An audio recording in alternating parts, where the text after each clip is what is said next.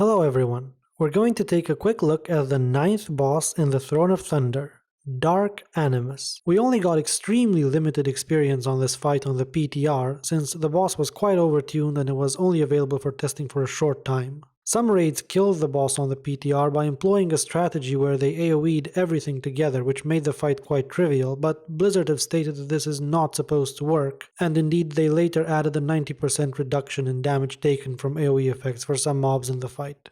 Anyway, this encounter is extremely unconventional. As you can see, before the start of the fight, there are many different adds located around the room, called Golems.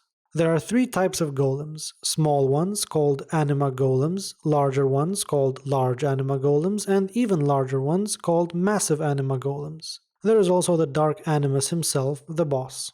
At the start of the fight, only the small golems are active, with some of them being disabled in 10-man to accommodate for the lower number of players. Killing the small golems will eventually activate the other, bigger golems. The main difficulty of the fight comes from the fact that the activation of golems is done through the transfer of a resource called Anima. Small golems have 4 Anima, and when you kill a small golem, its Anima is transferred to the nearest inactive golem, or to Dark Animus if he is closest. Large golems can have a maximum of 8 Anima, and only after receiving 8 Anima do they become active. Massive golems have a maximum of 36 Anima.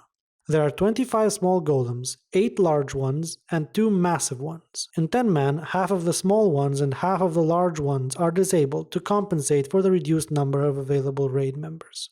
The Dark Animus works differently than the golems regarding Anima. He activates as soon as he gets Anima, and if he gets full Anima, he will wipe the raid. Since he caps at 100 Anima and there is 100 Anima spread among all the golems, it means that some golems will need to be kept alive. The Dark Animus unlocks his abilities as he gets more Anima. The whole fight is a balance between how many abilities you want to handle and how many golems you can manage to keep alive. To make the fight more difficult, the larger golems and the Dark Animus will eventually activate after a given amount of time, even if you have not given them any Anima. As soon as he activates, the Dark Animus will drain 1 Anima from each of the existing golems that have Anima roughly every 30 seconds. The goal of the fight, therefore, is to end up with 1 or 2 large golems still alive when you are fighting and killing Dark Animus. So let's see what abilities the golems and Dark Animus have. The small golems don't have any abilities outside of their melee attack and a buff that they gain if they are in close proximity to another small Anima golem. Damaged ones do not count. Their melee attacks are weak, so any players can tank them. Keep them apart to prevent them from getting buffed. The large Anima golems need to be tanked, and their only ability is called Crimson Wake.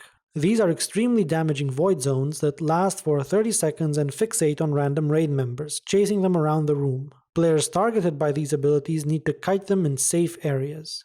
Massive Anima golems also need to be tanked. They have 2 abilities. Matter Swap is a dispellable debuff that they place on the tank. When the effect expires or is dispelled, the target switches positions with the farthest raid member from them, and damage equal to the target's maximum health is split between the 2 players. This damage is lower the earlier the debuff is dispelled. We did not find this ability to be that problematic, and what you need to do is dispel it quickly as long as the 2 players are topped off.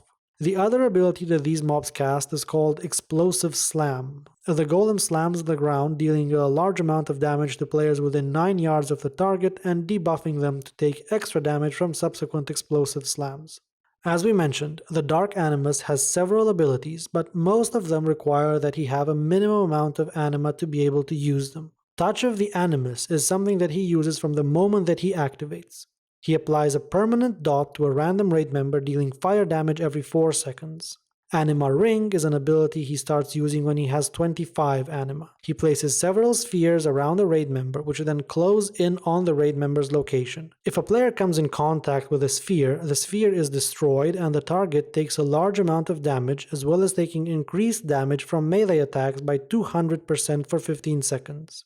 Anima Font is an ability he starts using when he has 50 Anima. This causes players affected by Touch of the Animus to start doing AoE damage in a small area around them. Interrupting Jolt is an ability he starts using when he has 75 Anima. He regularly casts this ability, which deals a massive amount of raid-wide nature damage and interrupts spell casting. Players will need to make sure they are not in the middle of a cast when the boss uses this ability. Finally, full power is something he starts casting when he reaches 100 Anima. When he gets to this stage, this is the only ability he uses, channeling it for 300 seconds. It deals massive damage to all raid members every second and quickly wipes your raid. Obviously, your goal for the fight is to activate and kill the Dark Animus, and to do so while giving him as little Anima as possible. We will release a written guide for this boss before patch 5.2 comes out, and once we get to do the fight on live servers, we will also put up a proper video guide. Thank you for watching, guys, and remember to subscribe to our YouTube channel.